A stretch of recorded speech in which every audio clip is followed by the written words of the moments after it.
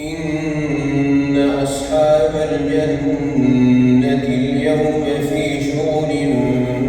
فاكهون هم وأزواجهم في ظلال على الأرائك متكئون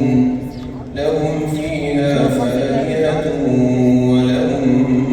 ما يدعون سلام قولا من رب رحيم وامتازوا اليوم أيها المجرمون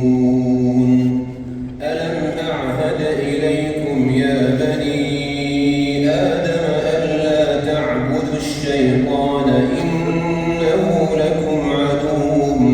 مبين وأن اعبدوني هذا صراط مستقيم ولقد أضل منكم جبلا كثيرا أفلم تكونوا تعقلون هذه جهنم التي كنتم توعدون اصلوها اليوم بما كنتم تكفرون اليوم نختم على أفواههم وتكلمنا أيديهم وتشهد أرجلهم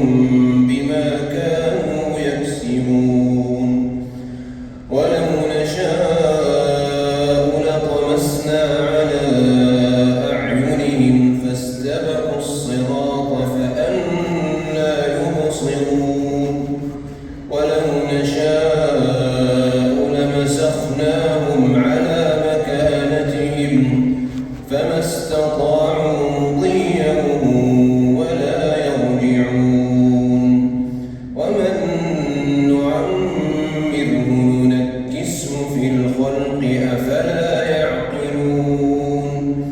وما علمناه الشعر وما ينبغي له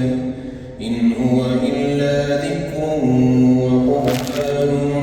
مبين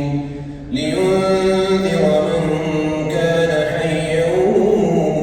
ويحق القول على الكافرين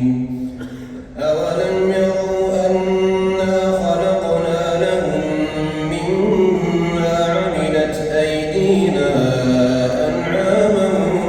فهم لها مالكون وذللناها لهم فمنها ركوبهم ومنها يأكلون ولهم فيها منافع ومشارب أفلا يشكرون واتخذوا من دون الله آلهة لعلهم ينصرون لا يستطيعون نصرهم وهم لهم جند محضرون فلا يحزنك قولهم إنا نعلم ما يسرون وما يعلنون أولم ير الإنسان